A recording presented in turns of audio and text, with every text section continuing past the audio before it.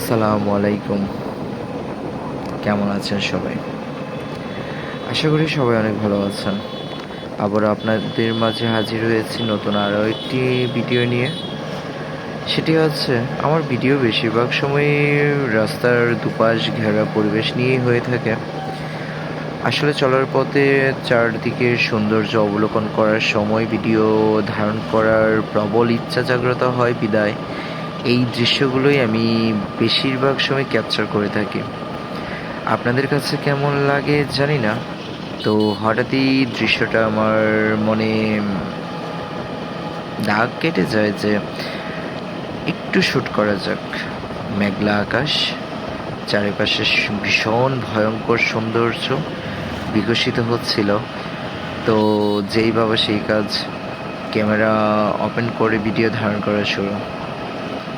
আহামরি কিছু না, তারপর আমার কাছে ভীষণ ভালো লাগার মতো একটি মুহূর্ত ছিল এটি। তাই আপনাদের মাঝেও নিয়ে আসলাম, আপনাদেরকে দেখার সুযোগ করে দিলাম।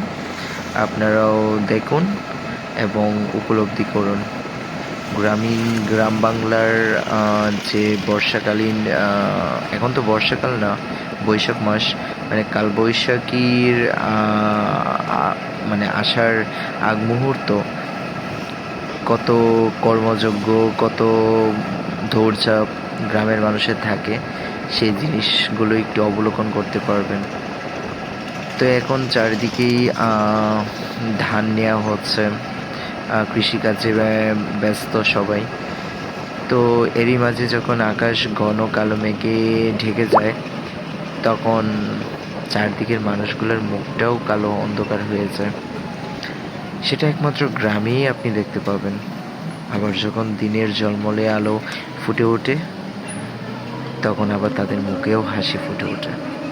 তো যাই হোক, গ্রাম বাংলায় যারা গ্রামীণ পরিবেশে বড় হয়েছেন তারাই বলতে পারবেন এবং জানবেন। বাকিদেরকে জানার আহ্বান রইল।